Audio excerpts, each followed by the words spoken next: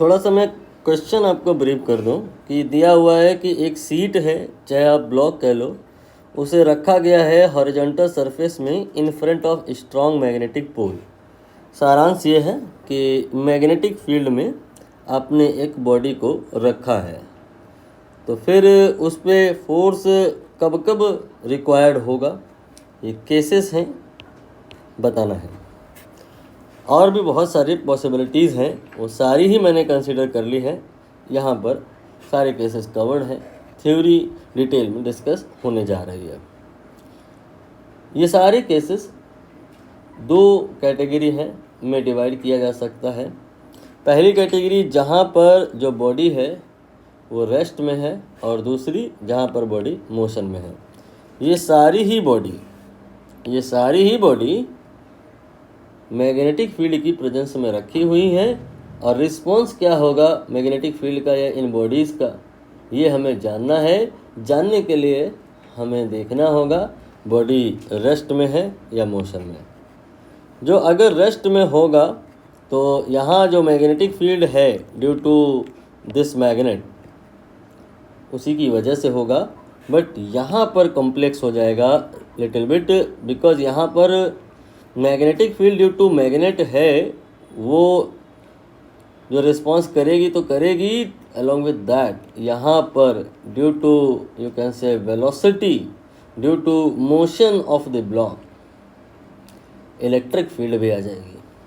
और अब यहाँ पर कंबाइंड फील्ड अपना इफेक्ट ऐड करेगी। ड्यू टू दैट यहाँ पर चीज़ें कॉम्प्लेक्स हैं। पहले यहाँ की बात करेंगे जो इजी है।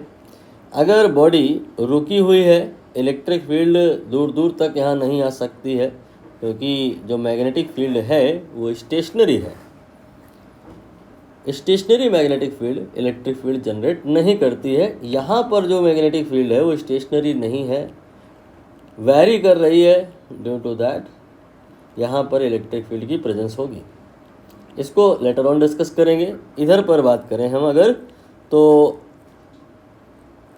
मैग्नेटिक फील्ड का क्या इफ़ेक्ट होगा इन ब्लॉक्स पर, ये इस बात पे डिपेंड करेगा कि ब्लॉक का जो मटेरियल है उसकी प्रवृत्ति, उसका नेचर क्या है, मैग्नेटिक है या नहीं। तो पहले मैंने NM लिख दिया, नॉन मैग्नेटिक मटेरियल अगर है, नाम से ही समझ आ रहा होगा कि इसमें मैग्नेटिक प्रॉपर्टीज़ नहीं है। यहाँ जो मैग्नेटिक फील्ड पाई जा रही है ड्यू टू दिस मैग्नेट के प्रति रिस्पॉन्ड नहीं करेगी, और इस पर किसी प्रकार का कोई फोर्स नहीं लगेगा। तो इसको होल्ड रखने के लिए, मतलब यहीं पर बनाए रखने के लिए आपको कोई फोर्स लगाने की ज़रूरत नहीं है। वो स्वतः अपने आप ही रुका रहेगा, क्योंकि इस मैग्नेट के द्वारा इस ब्लॉक पर कोई फोर्स नहीं लगाया जाएगा, क्योंकि ये नॉन मैग्नेटिक है। अब मटेरियल हो सकता है नॉन मैग्नेटिक ना हो सकता है मैग्नेटिक हो। तो मैग्नेटिक में भी 3 कैटेगरी होती हैं। हो सकता है फेरो मैग्नेटिक हो, और हो सकता है फेरो नहीं पैरा मैग्नेटिक हो, और हो सकता है डाया मैग्नेटिक हो। तो जो अगर मटेरियल मैग्नेटिक है तो मतलब इसका यह है कि मटेरियल अपने आप को, जो पहले से मैग्नेट के जैसा तो नहीं था, लेकिन कन्वर्ट कर सकता है मैग्नेट लाइक, अपने आप को मैग्नेट के जैसा कन्वर्ट कर सकता है। तो फेरो और पैरा ये अपने आप को जब मैग्नेट में कन्वर्ट करते हैं तो कुछ इस प्रकार से कि ये जो इंड्यूस मैग्नेट है नॉर्थ एंड साउथ, और जो मूल मैग्नेट है के बीच में अट्रैक्शन हो जाता है। फेरो और पैरा में कोई विशेष अंतर मैंने नहीं दिखाया है, बस इंटेंसिटी ऑफ अट्रैक्शन पर फर्क आएगा। Ferro will attracted too much compare to para, but दोनों ही अट्रैक्ट होंगे। तो इसकी वजह से ये जो ब्लॉक हैं अब मैग्नेट की तरफ मूव करना स्टार्ट कर सकते हैं, जो अगर आप काउंटर फोर्स ना लगाएं। अगर आप काउंटर फोर्स लगा दें जो इनको बैलेंस कर ले, तो ये ब्लॉक यहीं होल्ड हो जाएंगे। इसका मतलब मैग्नेटिक मटेरियल को अपनी ही प्लेस पर होल्ड रखने के लिए काउंटर फोर्स रिक्वायर्ड है। डाया में भी रिक्वायर्ड है, बस डायरेक्शन अपोजिट है, क्योंकि डाया मैग्नेटिक मटेरियल अपने आप को जो मैग्नेट में कन्वर्ट करते हैं, तो जो पोलैरिटी होती है वो अपोजिट हो जाती है, इधर साउथ और इधर नॉर्थ आ जाता है, और ये मैग्नेट मूल मैग्नेट से यानी कि इससे रिपेल होने लगता है, दूर जाने लगता है डाया मैग्नेटिक मटेरियल, तो आपको उसे वहीं बनाए रखने के लिए काउंटर फोर्स लगाना होता है। अब इतने बेसिस पर कुछ ऑप्शन आप देख लो। पहला, hold the seat if there is a magnetic.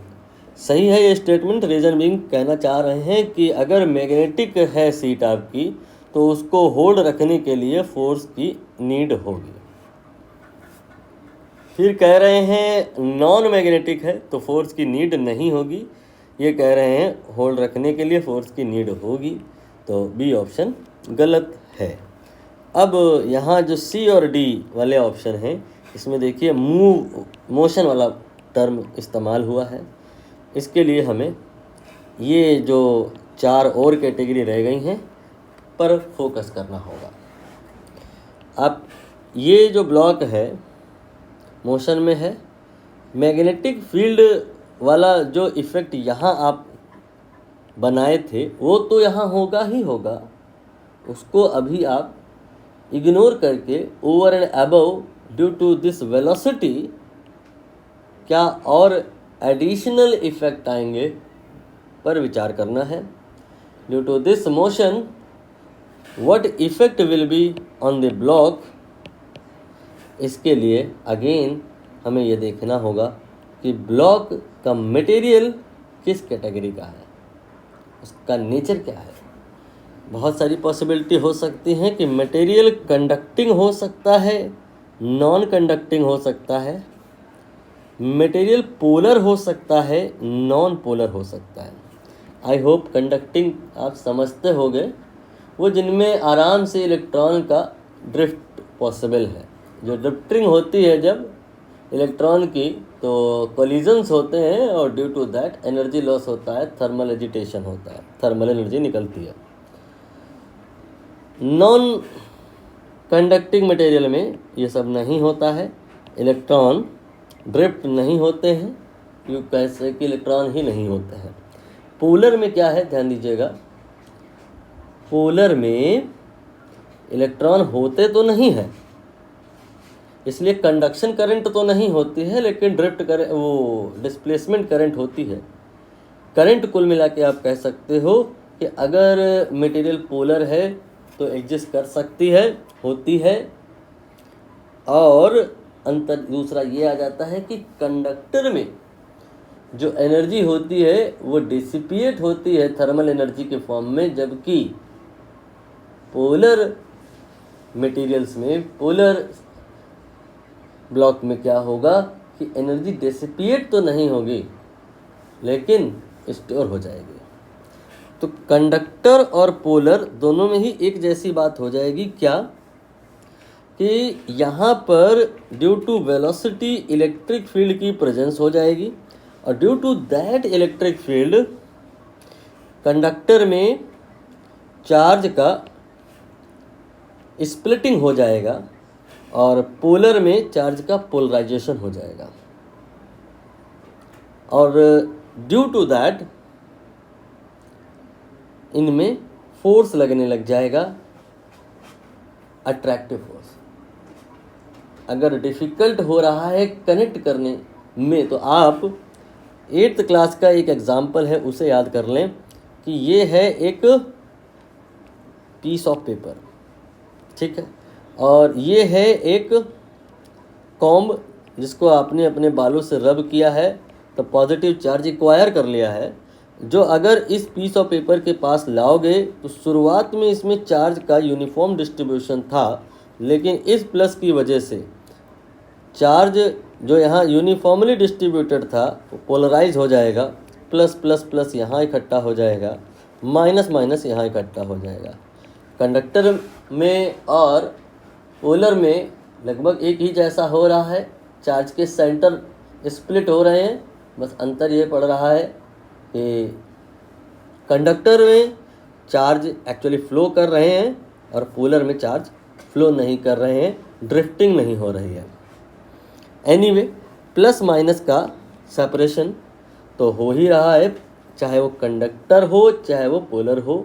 Due to that इस माइनस और इस प्लस के बीच में एक अट्रैक्टिव फोर्स लग जाता है, इसीलिए conducting body if moving near by a strong pole will be attracted. Due to that, what will happen? Later on, its velocity, its kinetic energy half mv square will decrease. Where will go that kinetic energy? In conductor, it will dissipated in the form of thermal energy, और जो current पैदा हुई है उसको ही हम eddy current बोलते हैं। Polar में भी वही सेम बात है, काइनेटिक एनर्जी कम होगी, वेलोसिटी का मैग्नीट्यूड तो डिक्रीज होगा, लेकिन बस अंतर आ जाएगा कि ये जो डिक्रीज इन काइनेटिक एनर्जी है will not dissipated, it will be stored inside the block. अब अगर मटेरियल नॉन कंडक्टर या नॉन पोलर है तो किसी प्रकार का कोई स्प्लिटिंग या पोलराइजेशन नहीं होगा और किसी प्रकार का फोर्स नहीं बन पाएगा between original magnet and blocks. So there will be no requirement of the counter force for moving the body with uniform velocity. Uniform velocity से बॉडी को चलाए रखने के लिए यहाँ और यहाँ फोर्स की रिक्वायरमेंट है, क्योंकि जो अगर ना लगाया तो वेलोसिटी डिक्रीज होगी, काइनेटिक एनर्जी डिक्रीज होगी और फिर थर्मल एनर्जी डेसिपिएशन या स्टोरिंग ऑफ एनर्जी ये होने लग जाएगा। अब आप ऑप्शन पर विचार करें। सी ऑप्शन देखें, लिखा है move the seat away from the pole with uniform velocity if it is conducting. सही बात है ये, क्यों? क्योंकि अगर कंडक्टिंग है सीट आपकी तो पोल से उसको दूर ले जाने के लिए या इनफैक्ट पास लाने के लिए भी यूनिफॉर्म वेलोसिटी से आप अगर उसका मोशन कराना चाहते हैं तो फोर्स की रिक्वायरमेंट होगी, नहीं फिर काइनेटिक एनर्जी डिक्रीज हो जाएगी, थर्मल डेसिपिएशन होगा, हीटिंग होगी, एडी करंट बनेगी। अब इसके बाद में डी ऑप्शन में लिखा move the seat away from the pole with uniform velocity. आगे कह रहे हैं non conducting and non polar. ना तो ये कंडक्टिंग है ना ये पोलर है, किसी प्रकार की स्प्लिटिंग या पोलराइजेशन हो नहीं रहा है, तो किसी प्रकार का जो इलेक्ट्रिक फोर्स है between magnet and block exist नहीं करेगा। So you need not to apply any counter force, body will automatically keep on moving with that velocity. So D option is in wrong category. So A and C in our discussion found to be correct choice. So fourth will be right.